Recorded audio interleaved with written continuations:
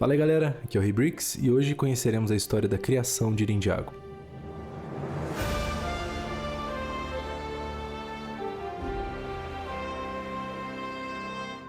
Antes de tudo, deixem seu like, se inscrevam no canal, deixem um comentário para ajudar a engajar o vídeo e assim vamos crescendo a comunidade de Ninjago no Brasil. Também posto algumas coisas de Ninjago no meu Instagram e no TikTok, o link tá aí na descrição. Em um dos últimos vídeos eu já tinha falado um pouco da história do primeiro mestre, mas aqui a gente vai aprofundar nela e ver como ele criou Ninjago. Ele é o criador do Spinjitzu, da Ilha de Ninjago e outros 4 reinos. Esses outros 4 reinos não foram revelados, então a gente não vai especular nada por aqui. Ele é o pai do Garmadon e é o pai do Wu. Isso acho que todos que assistiram um pouco da série já entenderam. Mas agora vamos para, de fato, a criação. A Batalha dos 9 Dias.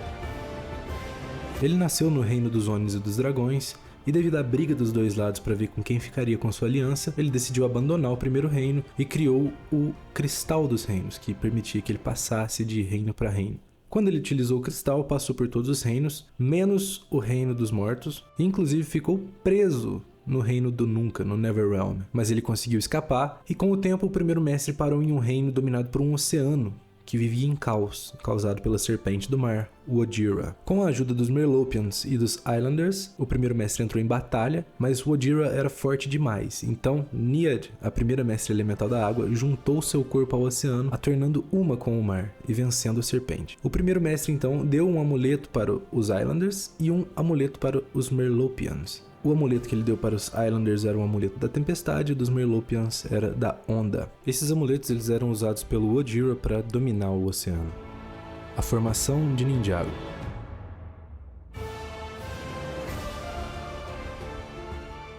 Com os oceanos em calmaria, o reino estava em paz e o primeiro mestre forjou as 4 armas douradas no Templo da Luz, usando o ouro dos picos dourados. Com as armas ele criou a ilha de Ninjago e trouxe as criaturas de outros reinos, utilizando também o cristal dos reinos. Assim como as serpentes, que ele trouxe da Wildness, que basicamente é onde Tima também está localizado, mas falaremos em outro vídeo. Ninjago até então estava em harmonia, só que a escuridão começou a se manifestar. Overlord foi o primeiro inimigo a desafiar o primeiro mestre a batalhar pelo destino de Ninjago. O primeiro mestre batalhou com Overlord por um bom tempo e a batalha basicamente não saía do lugar. Então Overlord criou um exército que é o Stone Army, que é apresentado na segunda temporada. E então o primeiro mestre, cansado com isso tudo e dificuldade de enfrentar tantos inimigos ao mesmo tempo, dividiu a ilha em duas, aprisionando o espírito de Overlord na chamada Dark Island, e a ilha de Ninjago continuou em harmonia. O primeiro mestre aprisionou esse exército em uma tumba que era exatamente, infelizmente, embaixo do que eventualmente se tornaria a cidade de Ninjago. Em algum ponto, ele foi para Dark Island e escondeu seu robô dourado no Templo da Luz, para que algum dia um sucessor pudesse usá-lo.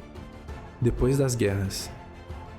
Um dia, o primeiro mestre entrou em estado de meditação e teve uma visão de um evento, que seria a colisão de todos os reinos. Então, percebendo que era inevitável, suplicou aos dragões fontes uma pequena porção do poder para criar os Dragon Cores. Quando percebeu que sua vida estava ao fim, sabendo que as forças malignas poderiam utilizar esse Dragon Core para fins errados, os escondeu na Mother Garden, Pinnacle of Crystals e na Wildness. Também criou um feitiço que seria um espírito do templo ali, onde só revelaria a localização para algum de seus sucessores. Eventualmente, o primeiro mestre se encontrou com os Source Dragons e prometeu encontrar pessoas para que pudessem receber os poderes elementais. Nisso, ele recebeu a maioria dos poderes de uma vez, com exceção de alguns, e conseguiu dominar o poder dourado. Assim, ele decidiu quem seriam os primeiros mestres elementais. Em um determinado momento, o primeiro mestre pegou uma menina roubando ele. Mesmo assim, ele decidiu treinar ela e o nome dela era Nineko. Depois de um tempo, o primeiro mestre percebeu que uma de suas katanas estavam desaparecidas e decidiu a culpar. Depois disso, nunca mais foi treinado pelo mestre e a história de Nineko não será desenvolvida nesse vídeo, mas posso fazer um vídeo separado caso vocês queiram. Então comentem aí. Ele então deu o poder da destruição para o Garmadon e o poder da criação para o Wu, e os ensinou que seria um equilíbrio.